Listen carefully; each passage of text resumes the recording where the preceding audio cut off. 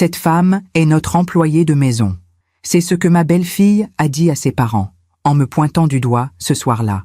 J'étais debout dans le salon, mon salon, tenant un plateau de petits fours que j'avais préparé pendant des heures.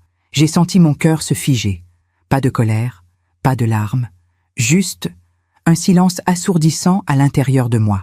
J'ai posé le plateau sur la table. J'ai enlevé mon tablier avec calme.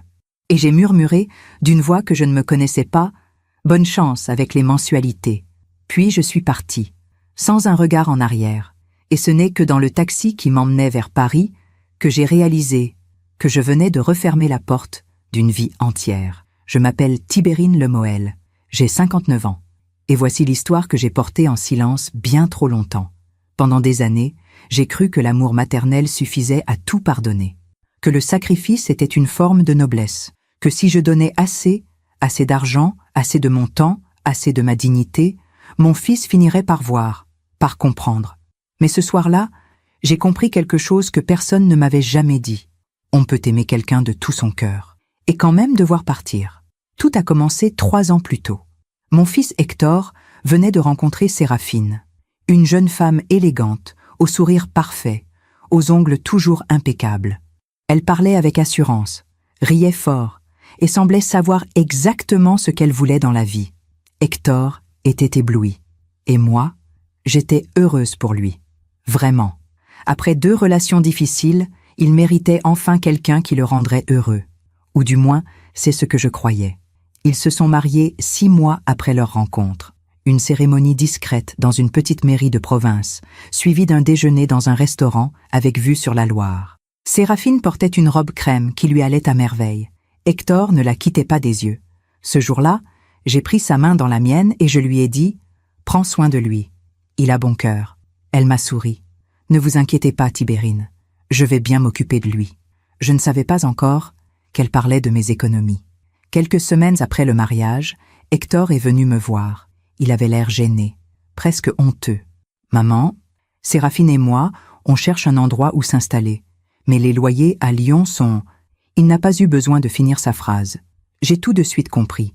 J'avais une maison, une petite maison bourgeoise dans un quartier calme, avec un jardin à l'arrière et des volets bleus. Je l'avais achetée des années plus tôt, avec l'argent que j'avais économisé en travaillant comme comptable dans une entreprise de textile. Ce n'était pas grand-chose, mais c'était à moi. Enfin, c'était hypothéqué. Mais je payais les mensualités chaque mois, sans jamais manquer une échéance. Maman, si on pouvait s'installer là-bas, juste temporairement, le temps qu'on trouve quelque chose, j'ai dit oui. Bien sûr que j'ai dit oui, parce que c'est ce qu'on fait quand on est mère. On dit oui, même quand une petite voix à l'intérieur murmure « Attention ». Ils ont emménagé 3 jours plus tard. Séraphine est arrivée avec des valises, des cartons et une liste de choses à changer dans ma maison. Il faudrait repeindre cette pièce. Le beige, c'est tellement démodé. On pourrait enlever ce buffet, non ? Ça prend trop de place. Ah, et cette lampe, on va la remplacer. Je souriais, j'acquiesçais. Je me disais que c'était normal, qu'ils avaient besoin de se sentir chez eux. Mais au fond, quelque chose en moi commençait déjà à se fissurer. Les premières semaines, tout semblait aller bien. Hector travaillait tard. Séraphine restait à la maison, redécorait, recevait ses amis pour le thé. Moi, je continuais à payer les mensualités de la maison, et les factures d'électricité, et l'eau, et l'Internet. Temporairement, m'avait dit Hector, mais les mois passaient, et personne ne parlait de déménager. Parfois, je passais à la maison pour apporter des courses, ou pour voir comment ils allaient. Séraphine me saluait toujours avec un sourire poli, mais distant. « Oh, Tibérine, vous tombez bien. Vous pourriez m'aider à ranger la cuisine? Vous pourriez repasser les chemises d'Hector? Il a une réunion importante demain. Ah, et si vous avez le temps, il faudrait arroser les plantes. » Petit à petit, sans même m'en rendre compte, j'étais devenue une employée dans ma propre maison. Mais je ne disais rien, parce que je ne voulais pas faire de vagues, parce que je voulais que mon fils soit heureux, parce que je pensais que si je restais douce, patiente, compréhensive, tout finirait par s'arranger. C'est fou, ce qu'on peut accepter, quand on a peur de perdre quelqu'un qu'on aime. Un soir, j'ai reçu un appel de Séraphine. « Tibérine, mes parents viennent dîner samedi, vous pourriez venir plus tôt pour m'aider à préparer ?» J'ai dit oui. Encore une fois, parfois, on fait confiance à ceux qui ne la méritent pas. Et vous, avez-vous déjà été déçu par quelqu'un que vous aimiez? Racontez-moi votre histoire dans les commentaires, j'aimerais vous lire. Ce samedi-là, je suis arrivée chez eux, enfin, chez moi, à 15 heures. Séraphine m'attendait sur le perron, les bras croisés, l'air légèrement agacé. « Ah, vous voilà enfin. J'avais dit 14 heures, Tibérine. » Je n'ai rien répondu. J'ai juste souri et je suis entrée, mon sac de course à la main. Dans le salon, tout avait changé depuis leur emménagement. Les meubles que j'avais choisis avec soin, cette table en chêne que j'avais trouvée dans une brocante, ce canapé vert olive qui m'avait coûté 3 mois d'économie, avaient disparu. À la place, du mobilier moderne, froid, tout en ligne droite et en couleur neutre, des cadres avec des citations inspirantes accrochées au mur, des bougies parfumées partout. C'était beau, mais ce n'était plus ma maison. « Mes parents arrivent à 19 heures, a dit Séraphine en me suivant dans la cuisine. Il faut préparer un menu impeccable, quelque chose d'élégant, mais pas trop lourd. Vous savez cuisiner le magret de canard? J'ai hoché la tête. Bien sûr que je savais. J'avais cuisiné pour Hector pendant 30 ans. Des dimanches entiers passés devant les fourneaux à préparer ses plats préférés. Le bœuf bourguignon qu'il adorait. Les tartes aux pommes qu'il dévorait encore chaudes. Les gratins dauphinois qui le faisaient sourire comme un enfant. Mais Séraphine ne le savait pas. Ou peut-être qu'elle s'en fichait. Pendant que je préparais les légumes, elle s'est assise à la table de la cuisine, ma table, et a commencé à faire défiler son téléphone. « Au fait, Tibérine, il faudra que vous restiez discrète ce soir. Mes parents sont, comment dire, un peu stricts sur les apparences. Ils aiment que tout soit parfait. » J'ai continué à éplucher les carottes. « Ne vous inquiétez pas, Séraphine.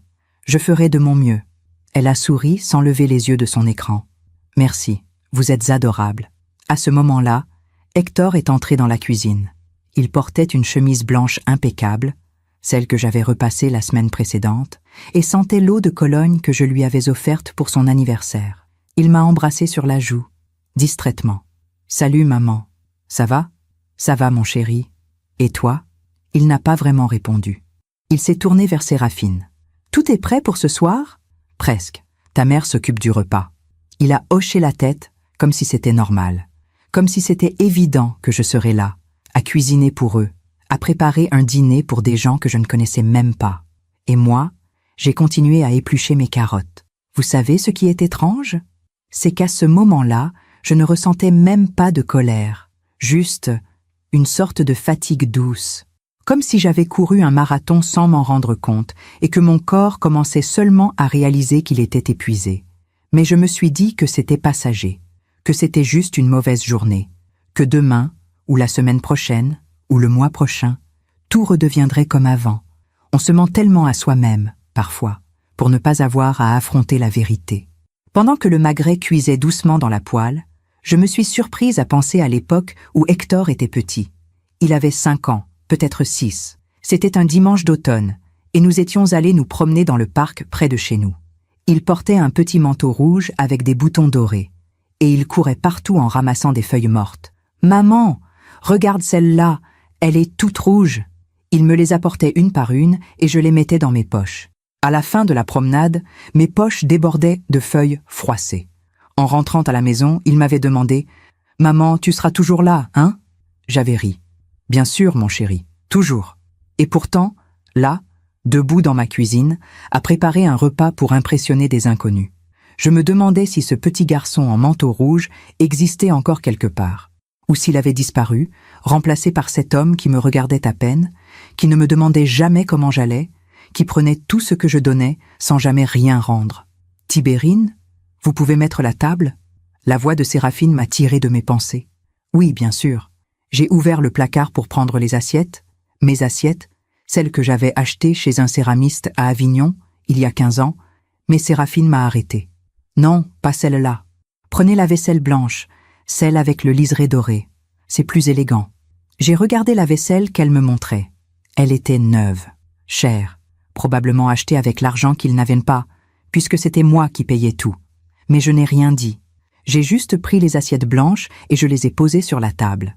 Pendant que je dressais le couvert, Séraphine est venue vérifier mon travail.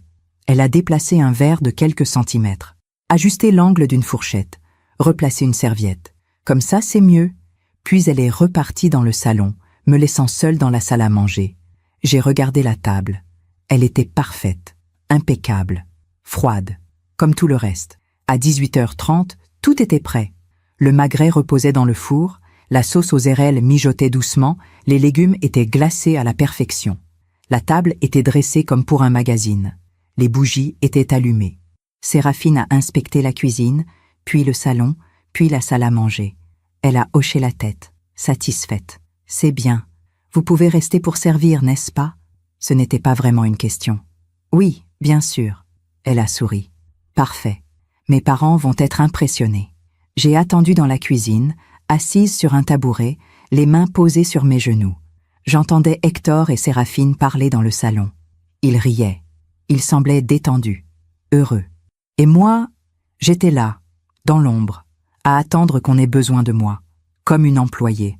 À 19h précise, la sonnette a retenti.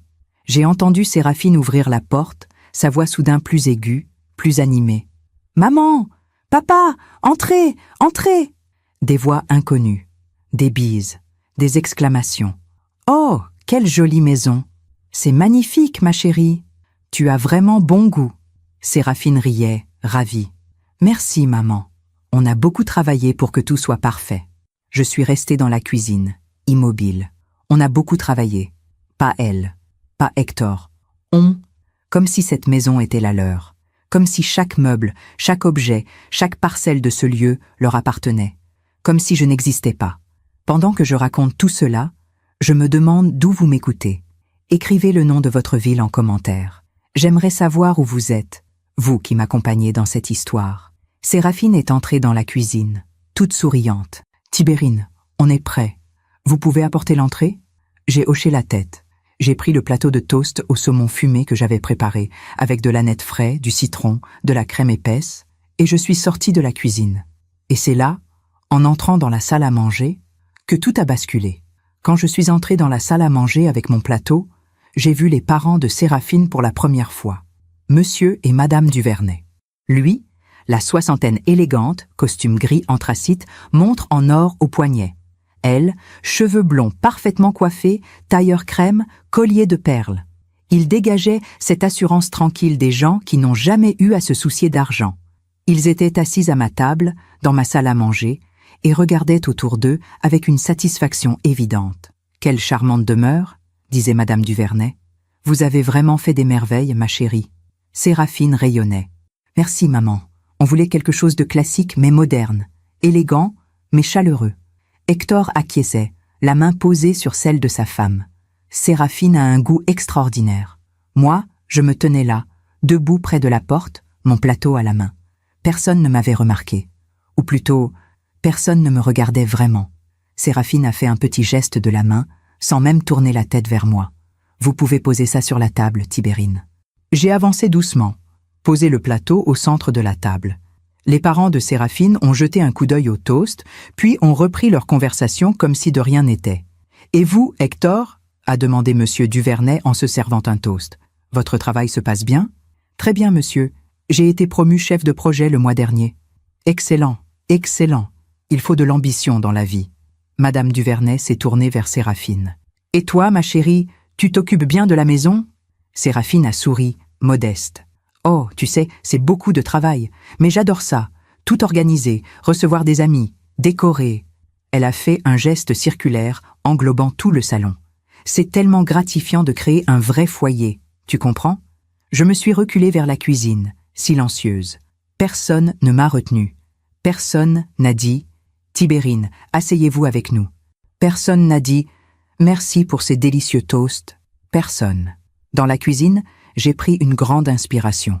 J'ai senti mes mains trembler légèrement. Pas de colère, pas encore. Juste une sensation bizarre, comme si quelque chose en moi commençait à se défaire. Lentement, fil par fil. Je me suis mise à préparer le plat principal. J'ai sorti le magret du four, les tranché en fines lamelles rosées. J'ai disposé les légumes glacés autour, versé la sauce aux érelles avec soin. Chaque geste était précis, automatique, comme si mes mains savaient quoi faire, même quand mon esprit était ailleurs. Pendant ce temps, j'entendais leur rire dans la salle à manger. Et puis, Tu te souviens de ce restaurant à Bordeaux? Oh oui, le foie gras était divin. Il faudra qu'on y retourne cet été. Absolument. Séraphine, tu devrais organiser un week-end là-bas. Avec Hector, bien sûr. Quelle bonne idée, maman. Je me suis arrêtée un instant, les mains posées sur le plan de travail. Un week-end à Bordeaux. Avec quel argent? C'était moi qui payais les mensualités de cette maison. Moi qui payais les factures. Moi qui, chaque mois, versais 1200 € pour que cette maison reste debout. Et eux, ils parlaient de week-end, de restaurant, de voyage, comme si l'argent tombait du ciel. J'ai repris mon souffle. Ce n'est pas grave, me suis-je dit. Ils sont jeunes. Ils ont le droit de rêver. Mais une petite voix, tout au fond de moi, murmurait « Et toi, Tibérine, quand est-ce que tu as rêvé pour la dernière fois ?» J'ai apporté le plat principal. Cette fois, Monsieur Duvernay a levé les yeux vers moi. Oh, ça sent délicieux. Séraphine a souri, fière. C'est du magret de canard avec une sauce aux érelles maison, une recette que j'ai trouvée dans un vieux livre de cuisine. J'ai failli m'arrêter net. Une recette que j'ai trouvée. Pas que Tibérine a préparée. Pas que ma belle-mère a cuisiné avec amour pendant 3 heures. Non, que j'ai trouvée. Madame Duvernay a goûté une bouchée, les yeux fermés. Ma chérie, c'est un délice. Tu cuisines de mieux en mieux. Séraphine a ri, ravie. Merci maman. J'essaie de me perfectionner. Hector a posé sa main sur celle de sa femme. Elle est extraordinaire, n'est-ce pas? Je suis retournée dans la cuisine. J'ai fermé la porte derrière moi. Et pour la première fois ce soir-là, j'ai senti quelque chose monter en moi. Pas de la tristesse, pas de la fatigue. Quelque chose de plus dur, de plus froid, de la lucidité.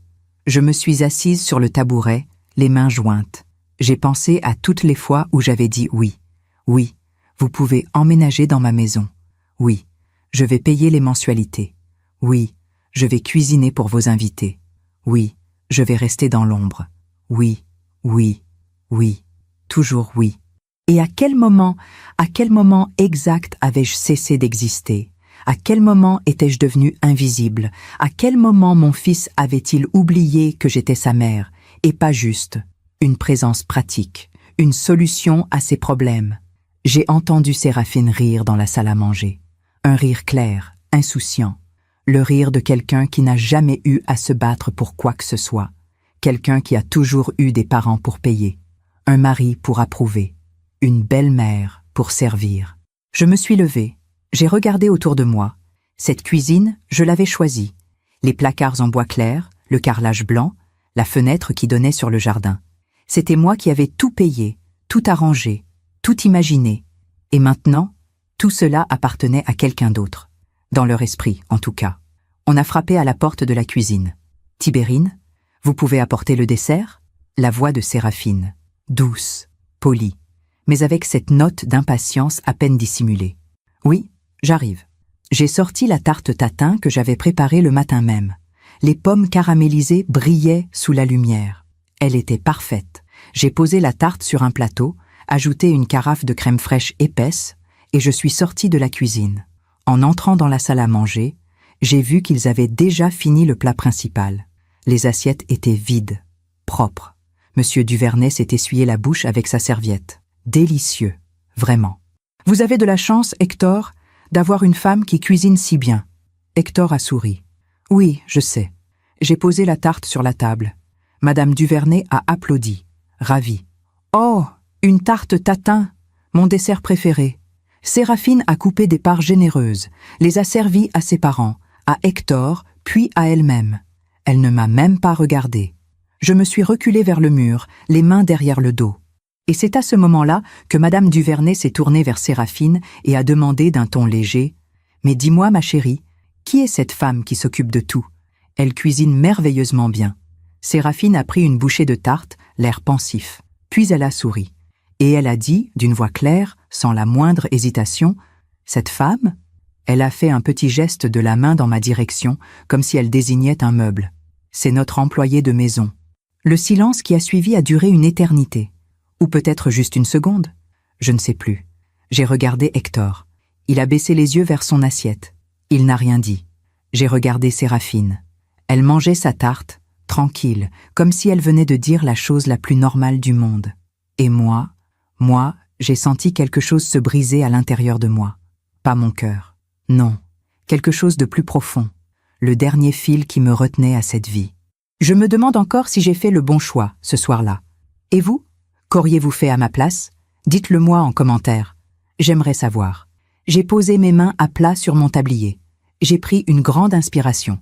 Et j'ai murmuré, d'une voix que je ne me connaissais pas, « Excusez-moi ». Personne n'a répondu. Je suis retournée dans la cuisine. J'ai enlevé mon tablier. Je l'ai plié soigneusement, comme je le faisais toujours. Et je suis sortie. Dans le couloir, j'ai pris mon sac. Mon manteau. Mes clés de maison, ma maison, étaient dans ma poche. Je les ai sorties. Je les ai regardées un instant dans le creux de ma main. Puis, je suis retournée dans la salle à manger. Ils riaient. Ils parlaient de leurs prochaines vacances. Ils étaient heureux. J'ai posé les clés sur la table, doucement. Le bruit a été à peine audible. Mais Séraphine a levé les yeux. « Tibérine, qu'est-ce que… » Je l'ai regardée droit dans les yeux. Et j'ai dit, d'une voix calme, presque douce, « Bonne chance avec les mensualités. » Pendant une fraction de seconde, personne n'a bougé. Séraphine me fixait, la bouche légèrement entr'ouverte, comme si elle essayait de comprendre ce qui venait de se passer. Monsieur et Madame Duvernay ont échangé un regard gêné. Hector a enfin levé les yeux vers moi. « Maman, qu'est-ce que tu fais ?» J'ai pris mon sac. J'ai enfilé mon manteau. Et j'ai dit, d'une voix que je ne reconnaissais pas moi-même, « Je rentre chez moi. » Séraphine s'est levée brusquement, la chaise raclant le sol. « Attendez, Tibérine, je ne comprends pas. Qu'est-ce qui se passe ?» Je me suis tournée vers elle. Elle avait l'air sincèrement confuse, comme si elle ne comprenait vraiment pas pourquoi je partais, comme si elle ne voyait pas le problème. « Vous m'avez présenté comme votre employé de maison, » ai-je dit calmement, « devant vos parents. » Elle a cligné des yeux. « Eh bien, je ne savais pas comment expliquer. »« Expliquer quoi, exactement ?» Hector s'est levé à son tour. « Maman, ce n'est pas ce qu'elle voulait dire. Tu te méprends. »« Ah oui ?» Je l'ai regardé. Mon fils, mon seul enfant. « Alors explique-moi, Hector. Qu'est-ce qu'elle voulait dire ?» Il a ouvert la bouche, l'a refermée. Il a jeté un coup d'œil à Séraphine, comme pour chercher du soutien. Elle lui a pris la main. « Tibérine » a-t-elle dit d'une voix douce, presque maternelle. « Je crois qu'il y a un malentendu. Vous savez bien que je vous apprécie énormément. Vous avez été tellement généreuse avec nous. » Généreuse. Ce mot est resté suspendu dans l'air, comme si ma générosité était une faveur que je leur avais faite. Un cadeau. Quelque chose qu'ils pouvaient accepter sans rien devoir en retour. Cette maison, ai-je dit lentement, est à mon nom. L'hypothèque est à mon nom. Les factures sont à mon nom. Tout est à mon nom. Séraphine a souri, un peu nerveuse. Oui, bien sûr, on le sait. Et on vous en est reconnaissant. Reconnaissant. J'ai répété le mot, comme pour en tester le poids. Madame Duvernay a toussé légèrement. Excusez-moi, mais je crois qu'il y a une confusion. Séraphine, tu ne nous avais pas dit que… Maman, s'il te plaît, a coupé Séraphine, les joues légèrement rouges. Pas maintenant. Monsieur Duvernay a posé sa serviette sur la table et s'est levé. Je crois que nous devrions partir. Non, papa, restez, a supplié Séraphine. Tout va bien. C'est juste un petit malentendu. Mais ses parents avaient déjà commencé à rassembler leurs affaires. Madame Duvernay m'a jeté un regard. Pas hostile, juste curieux. Comme si elle essayait de comprendre qui j'étais vraiment. Ils sont partis quelques minutes plus tard, après des au revoir gênés et précipités. La porte s'est refermée derrière eux, et je me suis retrouvée seule avec Hector et Séraphine. Le silence était épais, pesant. Séraphine s'est tournée vers moi, les bras croisés. « Vous êtes contente? Vous avez tout gâché. » J'ai senti quelque chose se tordre dans ma poitrine. « J'ai tout gâché? Oui. Mes parents, ils vont se poser des questions maintenant. Ils vont penser que… » Elle s'est arrêtée, comme si elle réalisait soudain qu'elle en disait trop. « Ils vont penser quoi, Séraphine? Que cette maison n'est pas à vous? Que vous vivez chez moi sans payer un centime? Que je suis celle qui permet à tout cela d'exister ?» Ma voix était montée. Pas beaucoup. Juste assez pour que les mots sortent enfin. Hector a fait un pas vers moi. « Maman, calme-toi. » Me calmer? Je l'ai regardé, incrédule. « Tu étais là, Hector. Tu étais assis à cette table. Tu as entendu ce qu'elle a dit. Et tu n'as rien dit. Rien. » Il a baissé les yeux. Je ne savais pas quoi dire. Tu aurais pu dire la vérité. Quelle vérité? Que je suis ta mère. Le mot a résonné dans la pièce. Mère. Un mot si simple. Si évident. Et pourtant, il semblait si difficile à prononcer pour lui. Séraphine a soupiré, exaspérée. « Tibérine, vous dramatisez. Ce n'était qu'une phrase, une simple phrase. Vous réagissez de façon excessive. Une simple phrase. Cette femme est notre employée de maison. Une simple phrase qui effaçait tout ce que j'étais, tout ce que j'avais fait, tout ce que j'avais sacrifié. J'ai pris mes clés dans ma poche, je les ai posées sur la console de l'entrée. Je vous laisse la maison. » Hector a ouvert de grands yeux. « Quoi ? Maman, ne sois pas ridicule. » « Je ne suis pas ridicule, Hector. Je suis fatiguée. » Séraphine a ri. Un petit rire nerveux, incrédule. « Vous ne pouvez pas partir comme ça. C'est immature. » « Immature ?» Je l'ai regardée.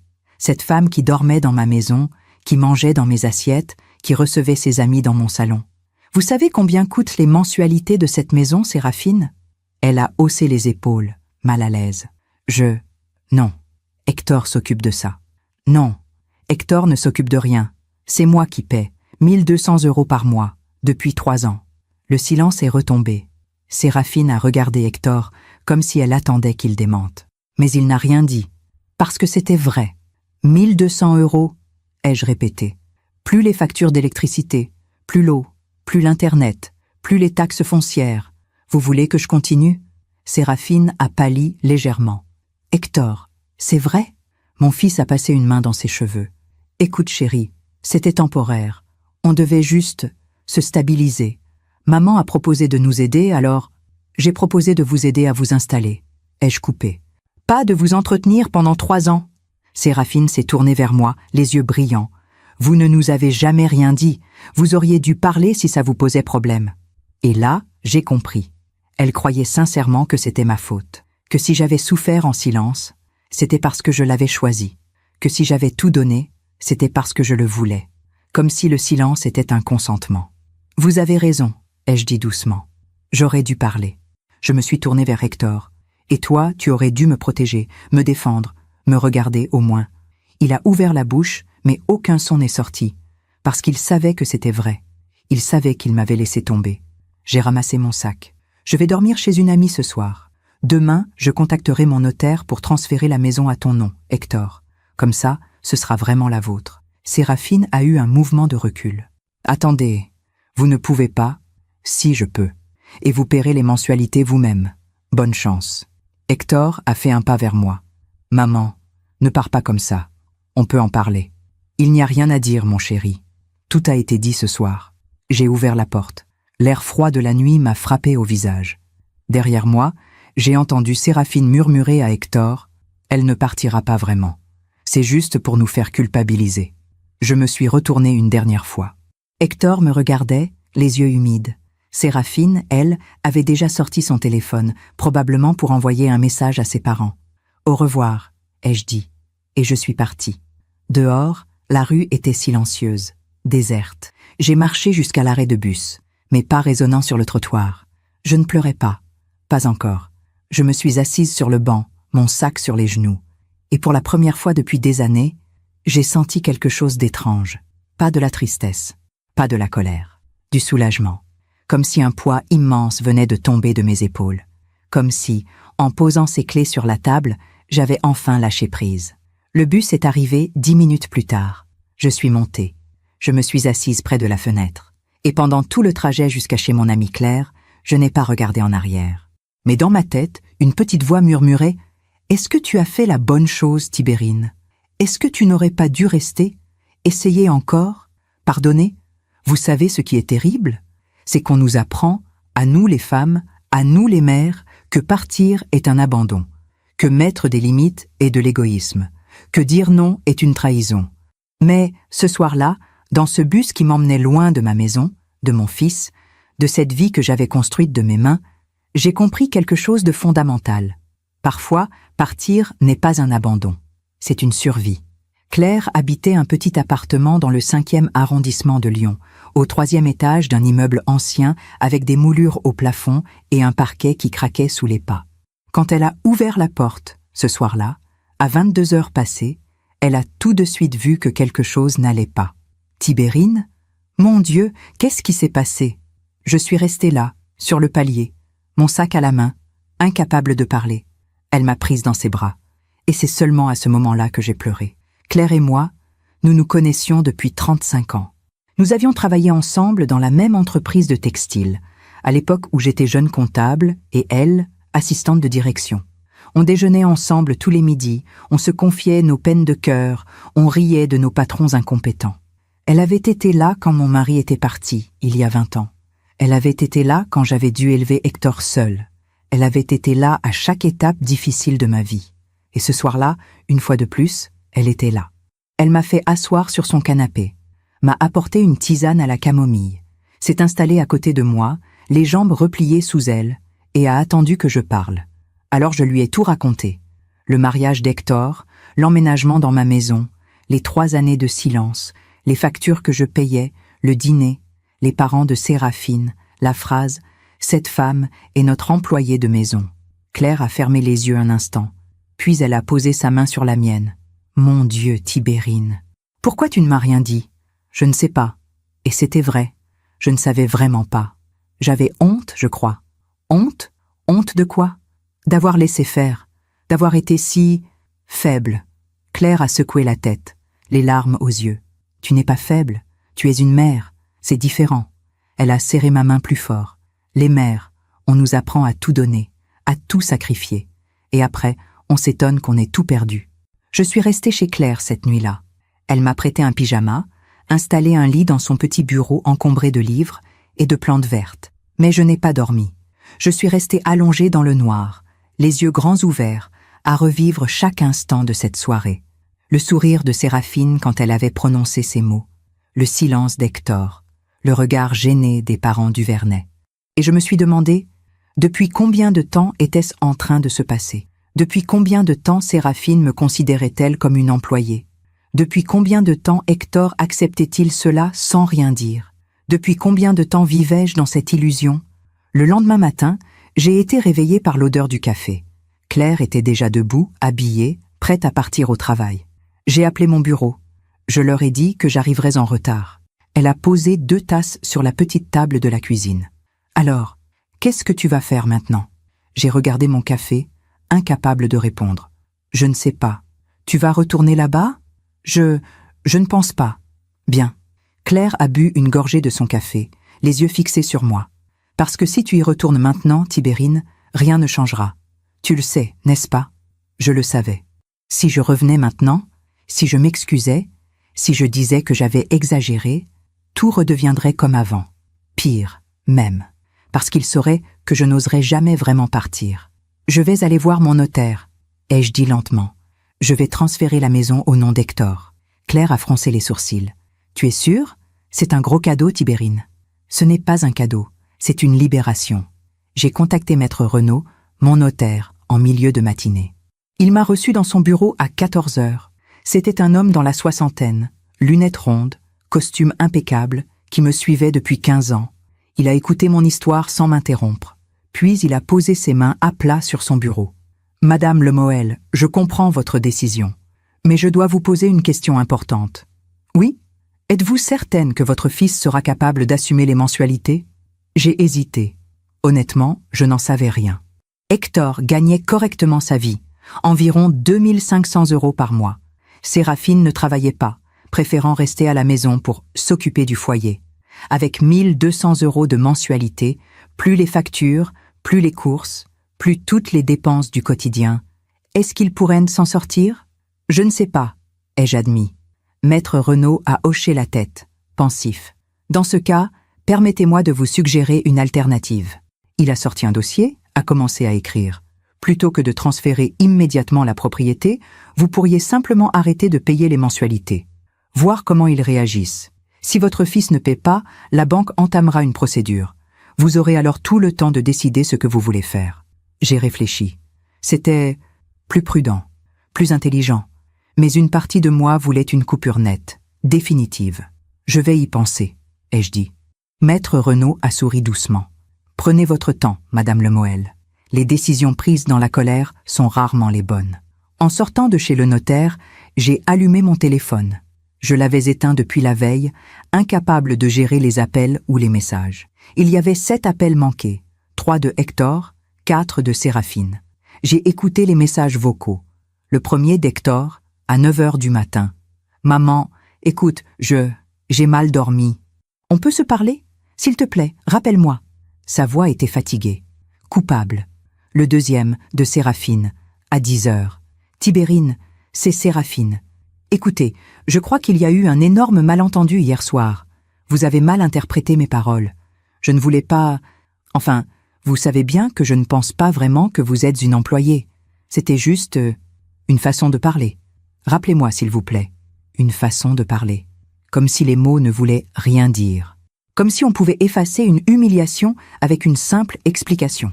Le troisième message, d'Hector, à 11h30. Maman, Séraphine m'a dit qu'elle t'avait laissé un message. Je sais que tu es fâchée, mais on peut se voir? Juste toi et moi? Juste toi et moi. Comme si Séraphine n'avait rien à voir avec tout ça. Comme si c'était juste un conflit entre mère et fils. Le quatrième message, de Séraphine à 13h. Bon, écoutez, Tibérine, là ça devient ridicule. On est des adultes. On peut régler ça calmement. Hector est très perturbé. Vous ne pouvez pas lui faire ça. Rappelez-nous, vous ne pouvez pas lui faire ça. Comme si j'étais celle qui avait fait quelque chose de mal. Comme si partir était une trahison. J'ai supprimé tous les messages. Je n'ai rappelé personne. Les jours suivants ont été étranges. Je restais chez Claire, dormais dans son petit bureau, essayais de reprendre un semblant de routine. Le matin, je me levais, prenais mon café, lisais le journal. L'après-midi, je me promenais dans Lyon, sans but précis. Je marchais le long des quais du Rhône, traversais les ponts, m'arrêtais devant les vitrines, sans rien acheter. Claire rentrait le soir, on dînait ensemble, on parlait. Elle me racontait sa journée. Je hochais la tête, souriais, mais j'étais ailleurs. « Tu penses à eux », disait-elle doucement. « Oui, c'est normal. Mais ce n'était pas seulement Hector et Séraphine qui occupèrent mes pensées, c'était moi. Qui étais-je, sans ce rôle de mère sacrificielle? Qui étais-je, sans cette maison à entretenir, ces factures à payer, ces gens à servir? Pendant 3 ans, toute ma vie avait tourné autour d'eux. Et maintenant, il y avait un vide immense, un silence assourdissant. Un soir, 1 semaine après mon départ, Claire m'a tendu un journal. « Regarde, un appartement à louer à Paris, 15e arrondissement. Pas cher. Paris. » J'avais toujours rêvé d'y vivre. Quand j'étais jeune, avant d'avoir Hector, avant de me marier, j'avais voulu y aller. Mais la vie en avait décidé autrement. « Tu penses vraiment que je devrais recommencer à zéro ?» Claire a souri. « Tibérine, tu as 59 ans, pas 90. Tu as encore toute une vie devant toi. » J'ai regardé l'annonce. Un petit studio. 35 mètres carrés, vue sur une cour tranquille. 800 € par mois. Moins que ce que je payais pour leur maison. Je vais y réfléchir, ai-je dit. Mais au fond de moi, quelque chose commençait à s'éveiller. Quelque chose que je n'avais pas ressenti depuis très longtemps. De l'espoir. 2 jours plus tard, j'ai reçu un appel d'un numéro inconnu. J'ai hésité avant de répondre. « Allô? Madame Lemoel ?» Une voix de femme, âgée, distinguée. « Oui, c'est moi. Je suis Madame Duvernay, la mère de Séraphine. Nous nous sommes brièvement rencontrés l'autre soir. » Mon cœur s'est arrêté. « Oui, je m'en souviens. Écoutez, je ne sais pas si c'est ma place de vous appeler, mais j'aimerais vous parler. En privé. Juste vous et moi. » Je ne savais pas quoi dire. À quel sujet? À propos de ce qui s'est passé. À propos de ma fille. Elle a marqué une pause. Je crois que vous méritez d'entendre certaines choses. Nous nous sommes donné rendez-vous le lendemain, dans un petit salon de thé près de la place Bellecour. J'y suis allé sans savoir ce qui m'attendait, sans savoir que cette conversation allait tout changer. Le salon de thé était presque vide ce mardi matin. Quelques tables occupées par des retraités qui lisaient leur journal, une jeune femme avec un ordinateur portable, et dans le fond, près de la fenêtre, Madame Duvernay. Elle portait un tailleur beige impeccable, ses cheveux blonds toujours parfaitement coiffés. Mais quand elle a levé les yeux vers moi, j'ai vu quelque chose que je n'avais pas remarqué lors du dîner. De la fatigue, et quelque chose qui ressemblait à de la tristesse. « Madame Lemoel, merci d'être venue. » Elle s'est levée pour me serrer la main, puis elle a fait signe à la serveuse. « 2 thés, s'il vous plaît. Earl Grey pour moi. Et pour vous? Pareil, ai-je murmuré. Nous sommes restées silencieuses un moment. Madame Duvernay fixait sa tasse vide, les mains jointes sur la table. Puis elle a pris une grande inspiration. « Je vais être directe avec vous, Madame Lemoel, parce que je pense que nous sommes toutes les deux trop vieilles pour les faux-semblants. » J'ai hoché la tête. Ce soir-là, quand vous êtes partie, j'ai posé des questions à ma fille. Beaucoup de questions. Elle a marqué une pause. Et j'ai découvert des choses qui m'ont profondément troublée. La serveuse est arrivée avec nos thés. Madame Duvernay a attendu qu'elle s'éloigne avant de continuer. Séraphine nous avait dit que la maison était à elle et Hector, qu'ils l'avaient achetée ensemble, qu'ils la payaient ensemble. Elle m'a regardé droit dans les yeux. Elle ne nous avait jamais dit que c'était vous qui payiez tout. J'ai baissé les yeux vers mon thé. Je vois. Non, je ne crois pas que vous voyiez. Sa voix était ferme, mais pas hostile. Pendant des mois, ma fille nous a fait croire qu'elle et son mari étaient installés, indépendants. Nous étions fiers d'elle. Nous pensions qu'elle avait réussi sa vie. Elle a pris une gorgée de thé, les mains légèrement tremblantes. Et puis, ce soir-là, quand vous avez posé ces clés sur la table, quand vous avez dit « bonne chance avec les mensualités », j'ai tout compris. Vous avez compris quoi? Que ma fille vous avait menti. Et qu'elle nous avait menti aussi. Il y a eu un long silence. Dehors, la pluie avait commencé à tomber. De fines gouttes glissaient sur la vitre. Après votre départ, a continué Madame Duvernay, nous sommes rentrés chez nous, mon mari et moi, et je n'ai pas pu dormir. Alors le lendemain matin, je suis retournée voir Séraphine, seule, sans prévenir. Elle a souri tristement. Elle n'était pas contente de me voir. Je lui ai demandé de m'expliquer, de me dire la vérité. Elle a essayé de minimiser, de me dire que vous exagériez, que vous étiez jalouse de sa relation avec Hector, que vous vouliez garder le contrôle sur lui. Madame Duvernay a secoué la tête. Mais je ne suis pas stupide, Madame Lemoel. J'ai élevé ma fille, je la connais, et je sais quand elle ment. Alors j'ai insisté. J'ai demandé à voir les papiers de la maison, les factures, les relevés bancaires. Elle a marqué une pause. Elle a refusé. Elle m'a dit que ça ne me regardait pas, qu'elle était adulte et que sa vie privée lui appartenait. C'est à ce moment-là que j'ai compris, a-t-elle dit doucement. Ma fille, ma propre fille, vous utilisait.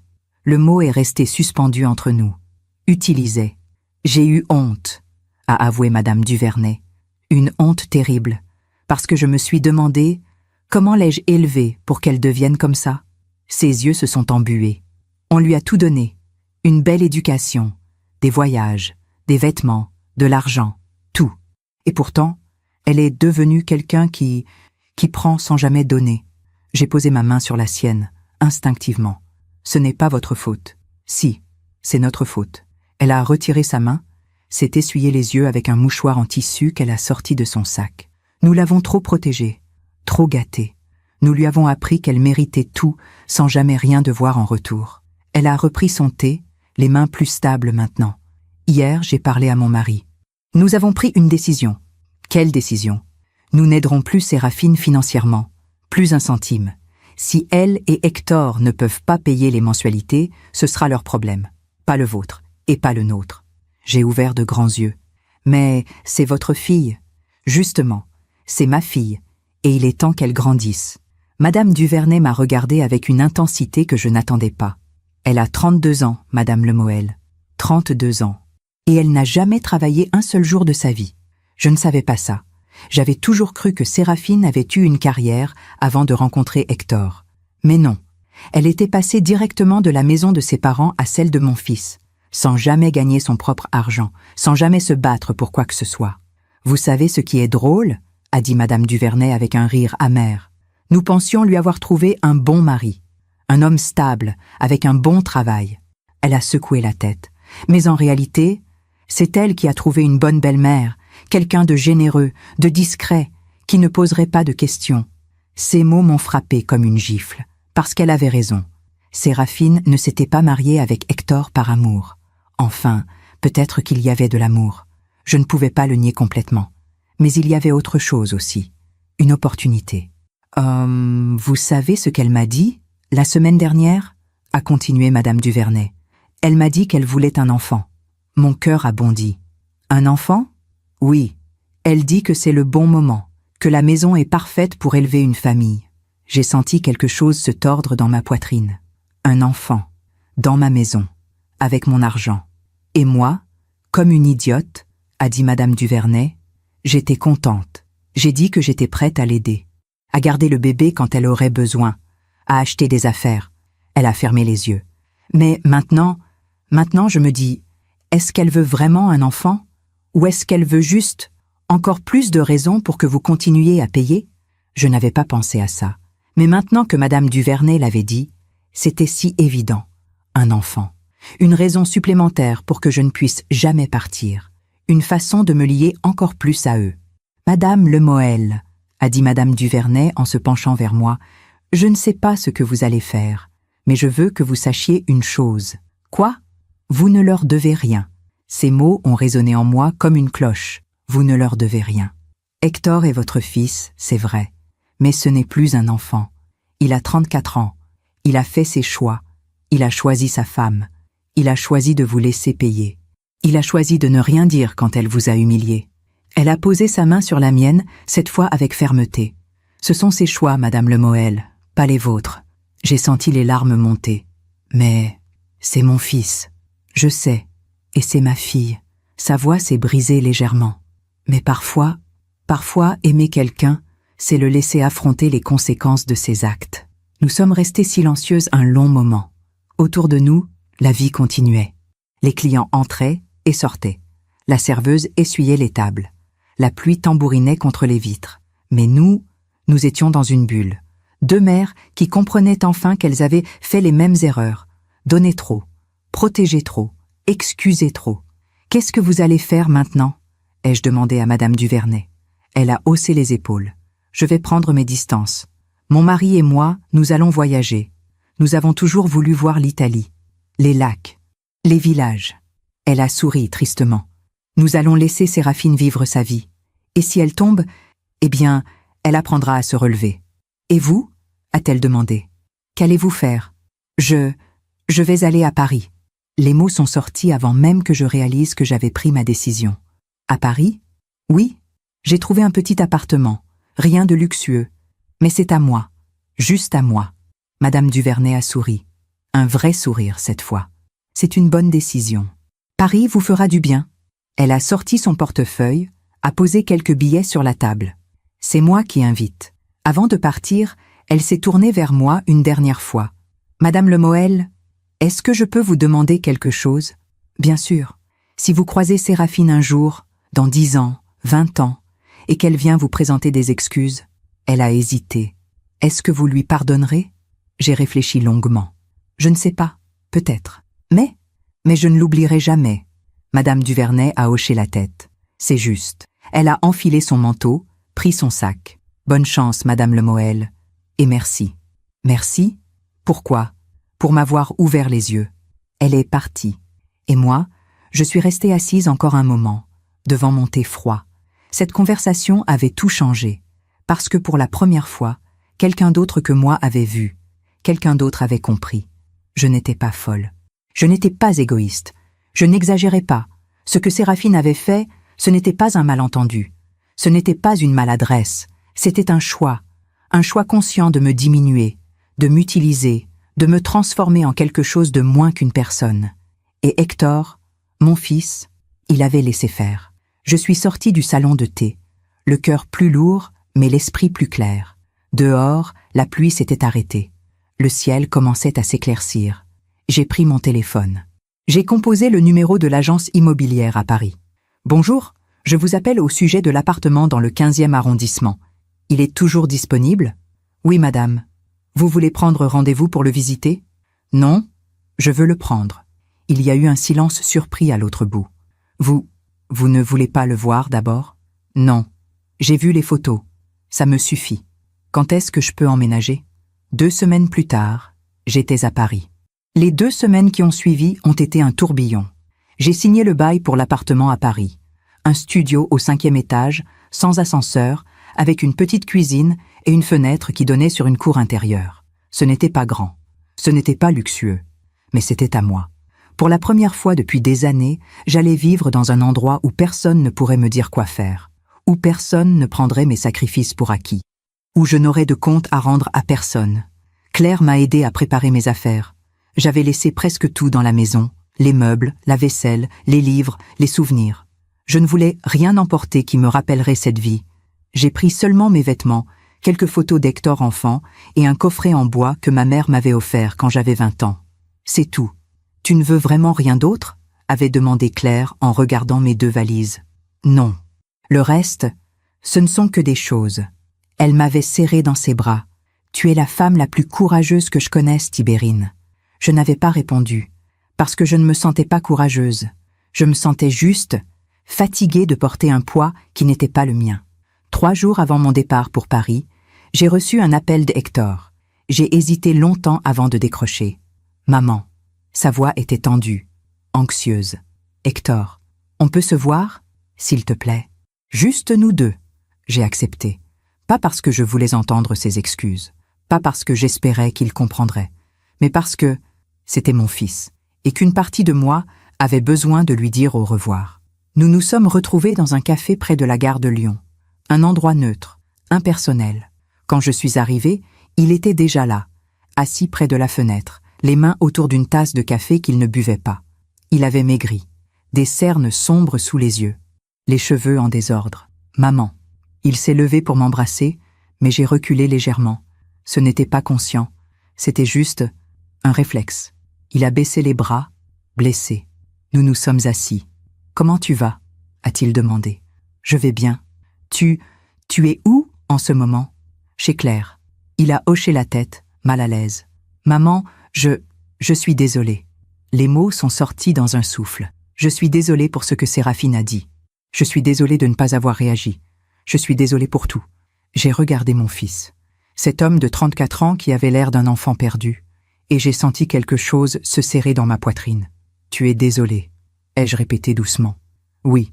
Désolé de quoi, exactement? D'avoir laissé ta femme m'humilier? Ou désolé que je sois parti ?» Il a pâli. Les 2. Ce n'est pas la même chose, Hector.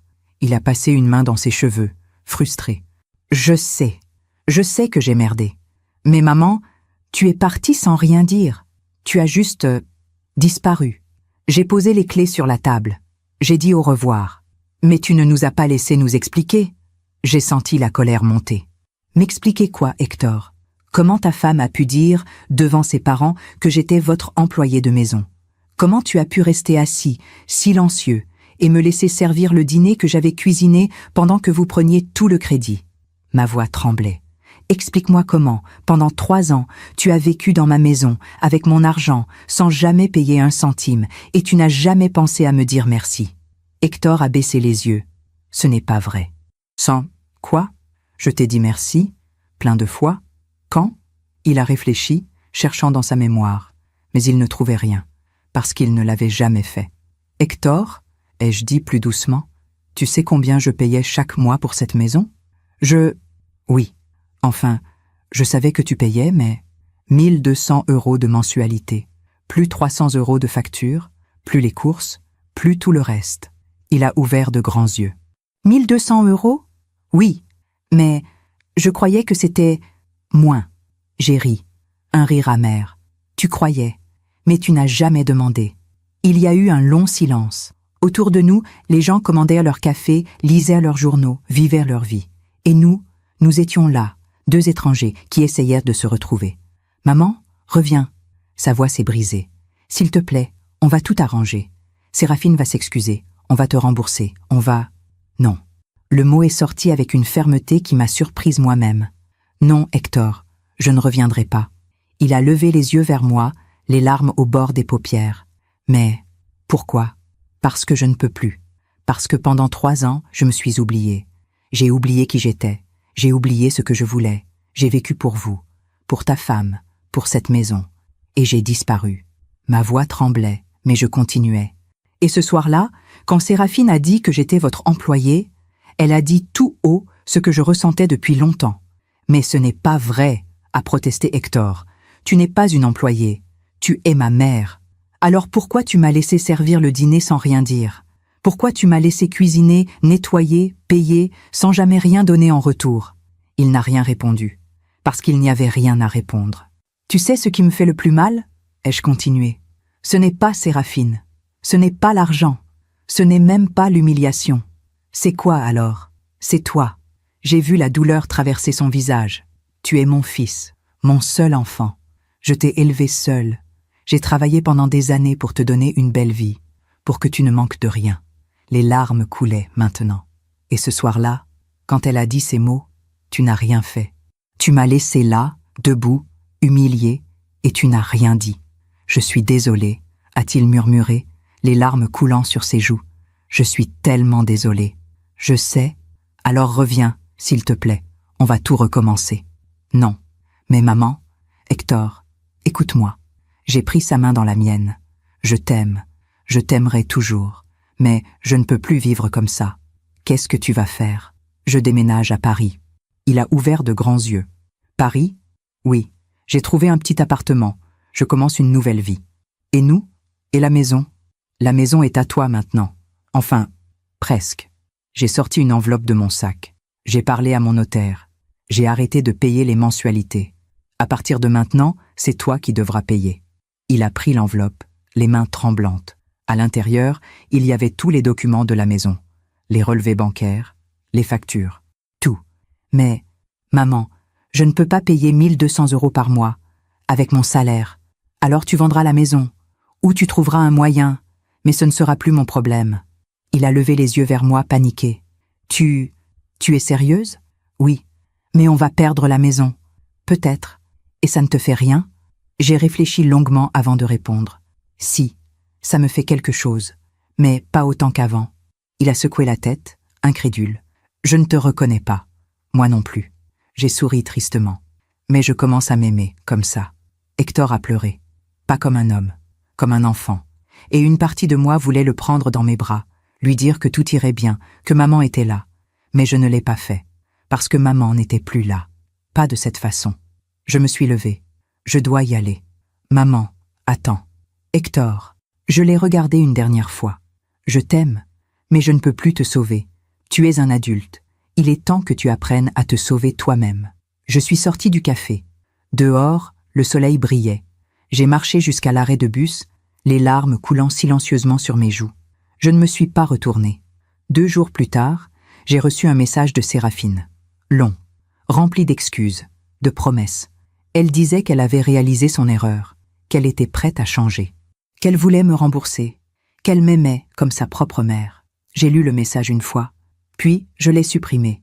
Le lendemain, Claire m'a conduite à la gare. Nous nous sommes dit au revoir sur le quai. Tu m'appelleras? Tous les jours. Tu me promets que tu vas bien? Je te promets que je vais essayer. Elle m'a serré fort dans ses bras. Je suis fière de toi. Merci d'avoir été là. Toujours. Le train est arrivé. Je suis montée. J'ai trouvé ma place près de la fenêtre. Et pendant que le train quittait Lyon, pendant que je regardais la ville disparaître derrière moi, j'ai senti quelque chose de nouveau. Pas de la tristesse, pas de la culpabilité, de la liberté. Paris. Je suis arrivée un jeudi après-midi, sous un ciel gris et doux. La gare de Lyon était bondée. Des voyageurs pressés, des touristes avec leurs valises, des enfants qui couraient partout. Tout ce bruit, ce mouvement, cette vie, c'était étourdissant après des semaines de silence intérieur. J'ai pris le métro jusqu'au 15e arrondissement, ligne 6, direction Nation. Les stations défilaient, Pasteur, Sèvres-le-Courbe, la Motte-Piquet-Grenelle. Je regardais les gens autour de moi. Une jeune femme qui lisait un livre, un homme âgé avec un bouquet de fleurs, 2 étudiantes qui riaient. Personne ne me connaissait. Personne ne savait qui j'étais, d'où je venais, ce que j'avais laissé derrière moi. J'étais anonyme. Et c'était exactement ce dont j'avais besoin. Mon appartement se trouvait rue de Vaugirard, au 5e étage d'un immeuble haussmannien. Pas d'ascenseur, comme l'avait prévenu l'agence. J'ai monté les escaliers lentement, mes 2 valises à la main, m'arrêtant à chaque palier pour reprendre mon souffle. Au 5e, j'ai sorti les clés. Ma main tremblait légèrement. J'ai ouvert la porte. L'appartement était petit, vraiment petit. Une pièce principale, avec un lit pliant contre le mur, une kitchenette dans un coin, une table minuscule près de la fenêtre, une salle de bain pas plus grande qu'un placard, 35 mètres carrés. Mais la fenêtre donnait sur une petite cour intérieure, avec un marronnier au centre. Ses branches touchaient presque la vitre. J'ai ouvert la fenêtre. L'air frais est entré. Et pour la première fois depuis des semaines, j'ai souri. Les premiers jours ont été étranges. Je me réveillais le matin sans savoir quoi faire. Pas de maison à entretenir, pas de factures à payer pour quelqu'un d'autre, pas de dîner à préparer, pas de coup de fil à attendre. Juste moi. Je passais mes journées à marcher dans Paris. Le matin, je descendais jusqu'au Champ de Mars. Je m'asseyais sur un banc, regardais la tour Eiffel, observais les touristes qui prenaient des photos. L'après-midi, je me promenais le long de la Seine. Je m'arrêtais devant les bouquinistes, feuilletais de vieux livres que je n'achetais jamais. Le soir, je rentrais chez moi, fatigué mais paisible. Je cuisinais pour moi. Des plats simples, une omelette, une salade, un morceau de poisson avec des légumes. Je mangeais seul à ma petite table en regardant l'arbre dans la cour. Et c'était suffisant. Au bout d'une semaine, j'ai appelé Claire. Alors, comment c'est Paris? C'est différent. Différent bien ou différent mal? Différent. Libre. Elle a ri. Tu me manques déjà, tu sais. Toi aussi. Tu as des nouvelles d'Hector? J'ai hésité. Non. Il t'a appelé? Plusieurs fois. Je n'ai pas répondu. Il y a eu un silence. Tibérine, tu ne vas pas lui parler du tout? Pas maintenant. J'ai besoin de temps. Je comprends. Mais la vérité, c'est que je ne savais pas si je comprenais moi-même. Une partie de moi voulait décrocher quand Hector appelait, voulait entendre sa voix, voulait savoir s'il allait bien. Mais une autre partie, plus forte, plus sage, savait que si je répondais maintenant, rien ne changerait. Il s'excuserait encore, je pardonnerais encore, et le cycle recommencerait. Alors j'ai laissé sonner.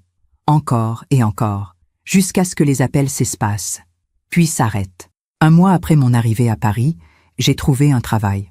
Rien de glorieux, rien qui nécessitait mon diplôme de comptable, juste un petit boulot dans une librairie du quartier latin. Le propriétaire, Monsieur Arnaud, était un homme dans la soixantaine, cheveux blancs, lunettes rondes, qui parlait de livres comme d'autres parlent de leurs enfants. Il m'a embauché sans poser beaucoup de questions. Vous aimez lire? Oui. Vous savez utiliser une caisse enregistreuse? Je peux apprendre. Parfait. Vous commencez lundi. C'était un travail simple. Accueillir les clients, ranger les livres, conseiller les lecteurs perdus dans les rayons. Je ne gagnais pas beaucoup. 900 € par mois. Mais c'était mon argent. Gagné par mon travail. Pour moi. Les semaines ont passé. J'ai commencé à reconnaître les clients réguliers. La vieille dame qui venait tous les jeudis acheter des romans policiers. L'étudiant qui passait des heures dans le rayon philosophie sans jamais rien acheter. La jeune mère qui cherchait des livres pour enfants. Un après-midi, une femme est entrée dans la librairie. La cinquantaine, cheveux courts poivre et sel, regard vif. Elle a parcouru les rayons pendant une bonne demi-heure, puis elle est venue me voir. « Excusez-moi, vous auriez quelque chose sur recommencer sa vie après 50 ans ?» J'ai souri. « Vous cherchez un roman ou un essai ?»« Les deux peut-être. Je ne sais pas. » Elle a hésité. « Je viens de divorcer, après 28 ans de mariage, et je ne sais pas qui je suis, toute seule. » Quelque chose dans sa voix m'a touchée. « Attendez. » Je suis allé chercher 3 livres. Je les ai posés devant elle. Celui-ci parle d'une femme qui recommence à 0 à 55 ans. Celui-là est un essai sur la reconstruction de soi. Et celui-ci, c'est juste une belle histoire. Pour se rappeler qu'il y a encore de la beauté dans le monde. Elle a pris les 3 livres, les yeux brillants. « Merci. »« De rien. »« Non, vraiment. Merci. On dirait que vous comprenez. » Je l'ai regardée. « Oui, je comprends. » Elle est repartie avec ses livres. Et moi, je suis resté derrière le comptoir, le cœur étrangement léger. Parce que j'avais aidé quelqu'un.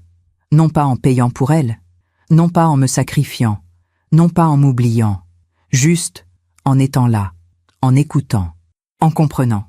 Le soir, en rentrant chez moi, j'ai réalisé quelque chose. Je n'étais plus la même personne. La femme qui avait quitté Lyon il y a 2 mois, celle qui se sentait coupable, perdue, brisée, elle n'existait plus. À sa place, il y avait quelqu'un de nouveau.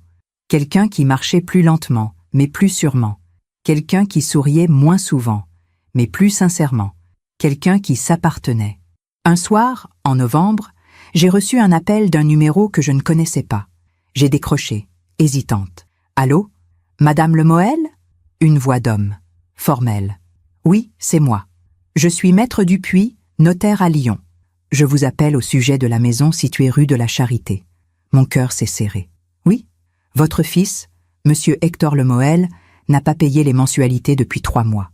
La banque a entamé une procédure de saisie. J'ai fermé les yeux. 3 mois. Ils avaient tenu 3 mois. Je vois. La banque souhaite savoir si vous comptez reprendre les paiements. Si oui, la procédure peut être annulée. Non. Le mot est sorti fermement. Non, je ne reprendrai pas les paiements. Il y a eu un silence surpris à l'autre bout. Vous en êtes certaine? Oui.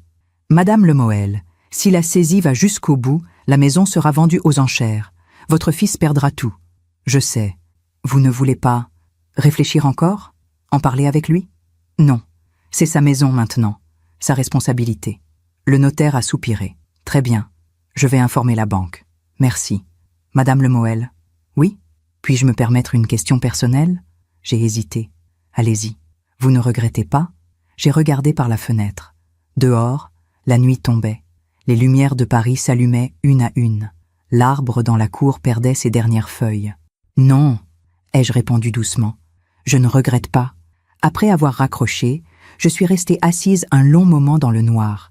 J'ai pensé à Hector, à Séraphine. Je me suis demandé ce qu'ils ressentaient en ce moment. S'ils avaient peur, s'ils me détestaient, s'ils comprenaient enfin. Puis j'ai pensé à moi, à cette femme de 59 ans qui avait tout quitté pour se retrouver. Et j'ai compris quelque chose de fondamental. Parfois, la plus grande preuve d'amour, c'est de laisser tomber, de laisser les gens vivre leurs propres erreurs, affronter leurs propres conséquences, grandir à travers leurs propres douleurs. Parce qu'en les sauvant constamment, je ne les aidais pas. Je les empêchais de devenir adultes. J'ai allumé la lampe, j'ai préparé une tisane. Je me suis assise à ma petite table avec un livre que j'avais emprunté à la librairie. Et j'ai lu, tranquillement, sans culpabilité, sans téléphone qui sonne, sans personne qui attend quelque chose de moi, juste moi. Enfin, l'hiver est arrivé sur Paris. Décembre a recouvert la ville d'un froid sec et lumineux. Les vitrines des grands magasins brillaient de 1000 feux. Les marchés de Noël s'installaient sur les places. Les gens marchaient vite, emmitouflés dans leurs manteaux. Moi, je continuais ma vie tranquille.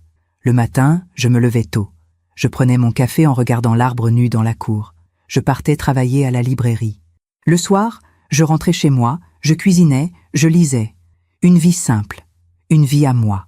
J'avais pris l'habitude d'appeler Claire tous les dimanches. Ce dimanche-là, mi-décembre, sa voix était différente, hésitante. « Tibérine, j'ai quelque chose à te dire. »« Quoi ? J'ai croisé Hector hier, au supermarché. Mon cœur a fait un bond. Et il n'avait pas l'air bien. Comment ça ? Claire a pris une grande respiration. Il était seul. Il avait l'air fatigué, amaigri. Il faisait ses courses avec, tu sais, ces paniers de célibataires, du pain, des plats préparés. Je n'ai rien dit. Je lui ai parlé, a continué Claire. Je lui ai demandé comment il allait. Qu'est-ce qu'il a dit ? Que Séraphine était partie. Le silence s'est installé. Partie ? Oui, il y a 2 mois. 2 mois. Donc, en octobre, 1 mois après qu'ils aient perdu la maison. Il m'a raconté, a dit Claire doucement. Quand ils ont reçu la notification de saisie, Séraphine a paniqué. Elle a appelé ses parents pour demander de l'aide. Et ils ont refusé. J'ai pensé à Madame Duvernay, à notre conversation dans ce salon de thé, à sa décision de laisser sa fille affronter les conséquences. Elle avait tenu parole. Séraphine a essayé de convaincre Hector de te rappeler, a continué Claire, de te supplier de revenir, de reprendre les paiements. Et lui, il a refusé. J'ai fermé les yeux. Mon fils avait refusé. Enfin, mais sans ton argent, il ne pouvait pas payer, a dit Claire. Alors ils ont dû vendre la maison en urgence, aux enchères, pour moins que sa valeur. Combien ils ont récupéré? Hector m'a dit presque rien. Après avoir remboursé la banque et payé les frais, il leur restait à peine 10 000 euros. 10 000 euros, pour une maison qui en valait au moins 250 000. Séraphine est devenue folle, a continué Claire. Elle reprochait tout à Hector. Elle disait que c'était sa faute, qu'il aurait dû te forcer à revenir, qu'il était faible, qu'il était un raté. Je connaissais ce schéma. Quand les choses vont bien, on prend le crédit. Quand les choses vont mal, on blâme les autres. Et puis un jour, Hector est rentré du travail et elle était partie. Partie où ? Chez ses parents, avec toutes ses affaires. Elle a laissé un mot disant qu'elle avait besoin de réfléchir à leur couple. Réfléchir à leur couple. Quelle formule élégante pour dire « je te quitte parce que tu n'as plus d'argent ».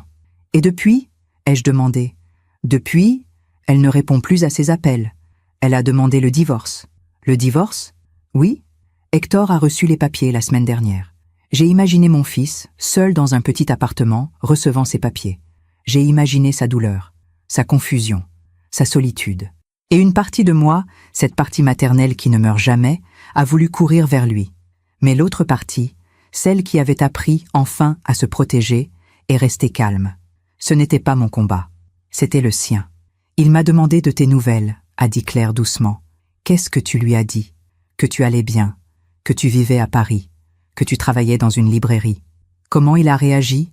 Il a pleuré. J'ai senti ma gorge se serrer. Il a dit qu'il voulait t'appeler, mais qu'il ne savait pas quoi dire. Il n'y a rien à dire. Tibérine. Quoi? Tu ne vas vraiment pas lui parler? J'ai regardé par la fenêtre. Dehors, il neigeait légèrement. De petits flocons qui tourbillonnaient dans l'air froid. Pas maintenant. Peut-être, un jour, quand il aura vraiment compris. Compris quoi? Que je ne suis pas une solution. Que je suis une personne. Claire a soupiré. Tu as raison. Je sais. Après avoir raccroché, je suis restée assise longtemps. J'ai pensé à Séraphine, cette femme qui m'avait humiliée, qui m'avait utilisée, qui avait pris tout ce que j'avais donné sans jamais dire merci. Elle avait tout perdu maintenant. La maison qu'elle exhibait avec fierté, le mari qu'elle contrôlait, le confort qu'elle prenait pour acquis. Et je n'avais rien fait. Je n'avais pas comploté. Je n'avais pas cherché vengeance. Je n'avais même pas souhaité sa chute. J'étais juste, partie. Et la vie avait fait le reste. C'est ça, la vraie justice. Pas la vengeance, pas la punition. Juste, les conséquences naturelles. Quand on construit sa vie sur le dos des autres, sur les mensonges, sur la manipulation, tôt ou tard, tout s'effondre. Quelques jours plus tard, juste avant Noël, j'ai reçu une lettre. L'enveloppe était élégante, papier crème épais, écriture soignée. Je l'ai ouverte, intriguée. Chère Madame Lemoel, j'espère que cette lettre vous trouve en bonne santé. Je prends la plume aujourd'hui pour vous donner quelques nouvelles, même si je ne suis pas certaine que vous souhaitiez les entendre. Ma fille, Séraphine, est revenue vivre chez nous il y a 2 mois. Elle a quitté votre fils après la perte de la maison. Je ne vais pas vous mentir. Les premières semaines ont été difficiles. Elle était en colère. Elle accusait tout le monde, vous, Hector, nous, le monde entier, de sa situation. Mais mon mari et moi avons tenu bon. Nous lui avons dit qu'elle devait trouver un travail, qu'elle devait prendre sa vie en main. Au début, elle a refusé. Elle a dit qu'elle ne savait rien faire, qu'elle n'avait jamais travaillé, que c'était injuste. Mais nous n'avons pas cédé. Et vous savez quoi? Elle a fini par chercher, par postuler, par accepter un poste de vendeuse dans une boutique de vêtements. Ce n'est pas grand-chose. Le salaire est modeste. Les horaires sont difficiles. Mais pour la première fois de sa vie, elle gagne son propre argent. L'autre jour, elle est rentrée épuisée. Elle s'est assise à la table de la cuisine et elle a dit, presque surprise, « C'est dur de travailler. » Et j'ai répondu, « Oui, mais c'est comme ça qu'on apprend qui on est vraiment. » Je ne sais pas si Séraphine changera vraiment.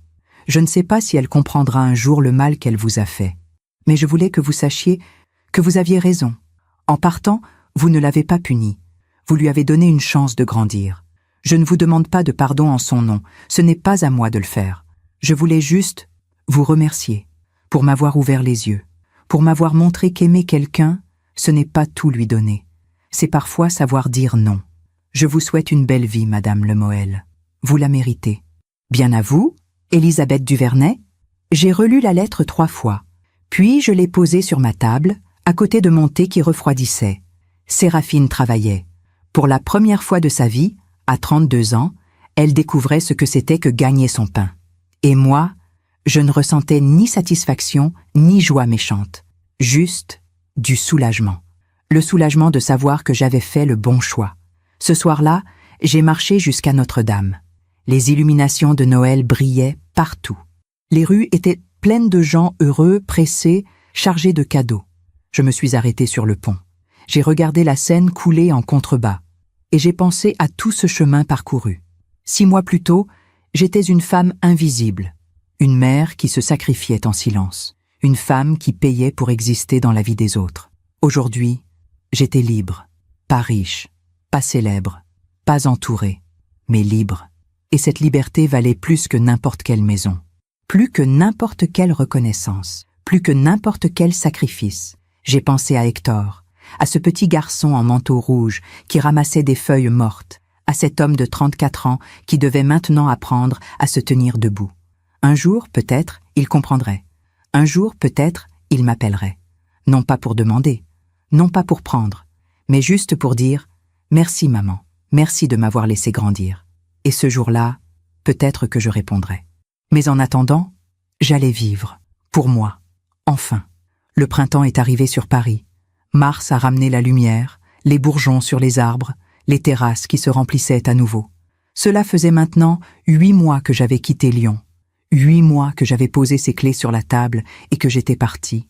8 mois que j'avais choisi de vivre. Ma vie avait trouvé un rythme.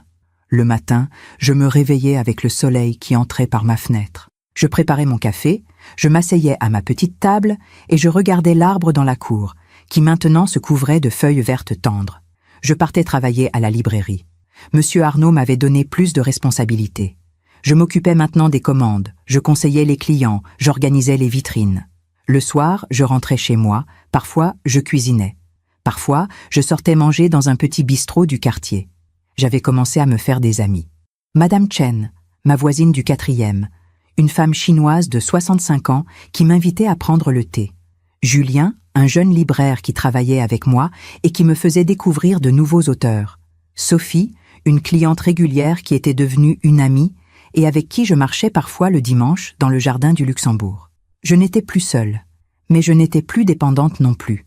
J'avais appris la différence entre la solitude et l'indépendance, entre avoir besoin des gens et choisir d'être avec eux. Claire venait me voir une fois par mois. Elle prenait le train, passait le week-end chez moi, je lui donnais mon lit, je dormais sur le canapé. Nous marchions dans Paris, visitions des musées, parlions pendant des heures. Ce samedi-là, début avril, nous étions assises à une terrasse près du Panthéon. Le soleil brillait, les gens souriaient. Le printemps était enfin là. « Tu as l'air bien », a dit Claire en me regardant attentivement. « Je vais bien. Non, je veux dire, vraiment bien. Différente. » J'ai souri. « Je suis différente. Comment ?» J'ai réfléchi un moment. Avant, j'existais à travers les autres, à travers Hector, à travers ce que je pouvais donner, ce que je pouvais faire. J'ai bu une gorgée de mon café. Maintenant, j'existe pour moi. Claire a hoché la tête. Et Hector, tu as des nouvelles? Non. Tu ne veux toujours pas lui parler? J'ai regardé les gens autour de nous, des étudiants qui riaient, un couple âgé qui se tenait la main, une jeune femme qui lisait seule, paisible. Un jour, peut-être, quand il sera prêt, quand je serai prête. Tu penses que ce jour viendra? Je ne sais pas, mais je ne vis plus dans l'attente. Claire a souri. Tu sais ce que j'admire chez toi? Quoi? Tu ne parles jamais de vengeance. Tu ne dis jamais de mal de Séraphine ou même d'Hector. Tu as juste avancé. Parce que la vengeance ne sert à rien, ai-je dit doucement. Elle ne répare rien. Elle ne change rien. Elle te garde juste prisonnière du passé. Et tu n'es plus prisonnière. Non. Tu sais, a dit Claire en jouant avec sa cuillère. Hector est venu me voir la semaine dernière. Mon cœur a bondi. Ah oui? Il voulait que je te donne ça. Elle a sorti une enveloppe de son sac, une simple enveloppe blanche avec mon nom écrit dessus de l'écriture d'Hector. Je ne sais pas ce qu'il y a dedans, a dit Claire. Il m'a juste demandé de te la remettre. J'ai pris l'enveloppe. Elle était légère, probablement juste une lettre. Tu vas l'ouvrir? A demandé Claire. Pas maintenant. Quand? Quand je serai prête. J'ai glissé l'enveloppe dans mon sac et nous avons continué à parler d'autre chose. Ce soir-là, après que Claire soit repartie à Lyon, je me suis assise à ma table. L'enveloppe était posée devant moi. J'ai regardé l'écriture d'Hector, cette écriture que je connaissais par cœur. J'ai ouvert l'enveloppe lentement. À l'intérieur, une lettre, 3 pages, écrite recto verso. Maman, je ne sais pas si tu liras cette lettre. Je ne sais même pas si Claire te l'a donnée. Mais je devais l'écrire, parce qu'il y a des choses que je dois te dire. Des choses que j'aurais dû te dire il y a longtemps. Je suis désolée. Ces mots sont si petits, si insuffisants pour tout ce que j'ai fait, ou plutôt tout ce que je n'ai pas fait. Je suis désolée de ne pas t'avoir défendu ce soir-là. Je suis désolée d'avoir laissé Séraphine te parler comme ça. Je suis désolée d'avoir vécu dans ta maison pendant 3 ans sans jamais te demander si tu allais bien. Je suis désolée d'avoir pris ton argent, ton temps, ton amour, comme si tout cela m'était dû. Quand tu es parti, je ne comprenais pas. J'étais en colère. Je pensais que tu exagérais, que tu étais injuste. Mais maintenant, je comprends. J'ai tout perdu, maman. La maison, ma femme, ma fierté. Et dans cette perte, j'ai enfin vu qui j'étais devenu. Un homme qui prenait sans jamais donner. Un homme qui laissait sa mère se sacrifier sans jamais dire merci. Un homme qui avait oublié que l'amour, ce n'est pas prendre. C'est aussi protéger, respecter, reconnaître. Séraphine est partie. Elle a demandé le divorce. Au début, j'étais détruit. Je ne comprenais pas comment elle pouvait me quitter, alors que j'avais tout fait pour elle. Mais avec le temps, j'ai compris. Elle ne m'a jamais aimé, moi. Elle aimait ce que je représentais. La sécurité, le confort, l'argent, ton argent en fait. Et moi, j'ai laissé faire, parce que c'était plus facile de te laisser payer que d'affronter la réalité. La réalité que je ne gagnais pas assez. La réalité que ma femme était quelqu'un d'autre que ce que je voulais croire. La réalité que j'étais faible. Aujourd'hui, je vis dans un petit appartement. 2 pièces. Pas de jardin. Pas de meubles élégants. Je paie mon loyer avec mon salaire. Je fais mes courses. Je cuisine pour moi. Je nettoie mon appartement. Toutes ces choses que tu faisais pour moi, je les fais maintenant. Et je réalise à quel point c'était dur, à quel point tu as travaillé, à quel point tu as donné. L'autre jour, j'ai croisé Madame Duvernay. Elle m'a parlé de Séraphine. Elle m'a dit qu'elle travaillait maintenant, qu'elle apprenait enfin à être autonome. Et elle m'a dit quelque chose que je n'oublierai jamais. Votre mère vous a donné un cadeau, à tous les deux. Elle vous a forcé à grandir.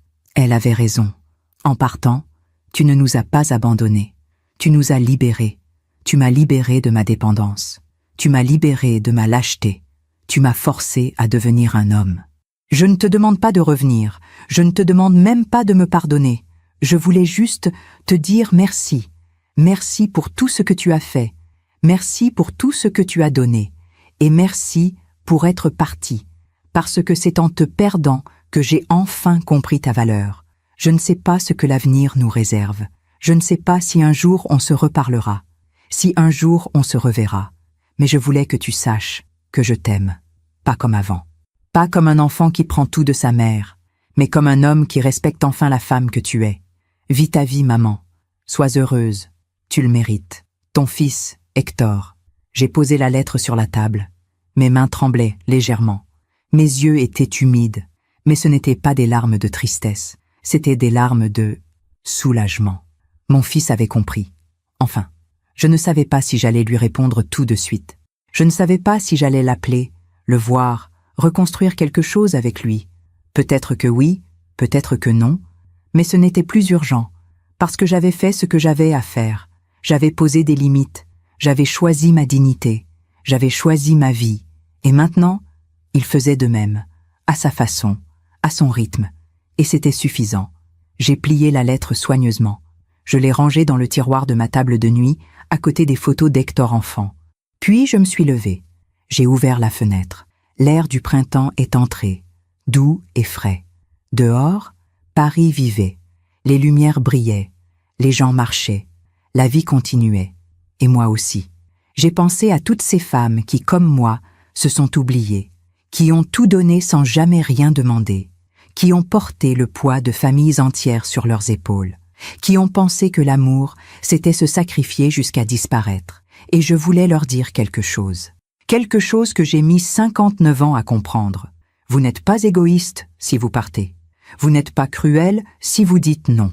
Vous n'êtes pas de mauvaise mère, de mauvaise épouse, de mauvaise fille, si vous choisissez de vivre pour vous, parce que vous ne pouvez pas donner ce que vous n'avez pas. Et si vous vous perdez, il ne reste plus rien à donner. Alors parfois, la chose la plus aimante que vous puissiez faire, c'est de partir, de poser les clés, de dire « bonne chance » et de vous choisir. Merci de m'avoir écouté jusqu'au bout. Si cette histoire a touché votre cœur, abonnez-vous et activez la cloche pour entendre d'autres femmes qui ont transformé la douleur en sagesse. Chaque jour, une femme, une leçon de vie. Partagez cette histoire avec quelqu'un que vous aimez. Parfois, une histoire change toute une journée. Je m'appelle Tibérine Lemoel. J'ai 59 ans. Et aujourd'hui, pour la première fois de ma vie, je vis vraiment. Que Dieu vous bénisse. Et à très bientôt.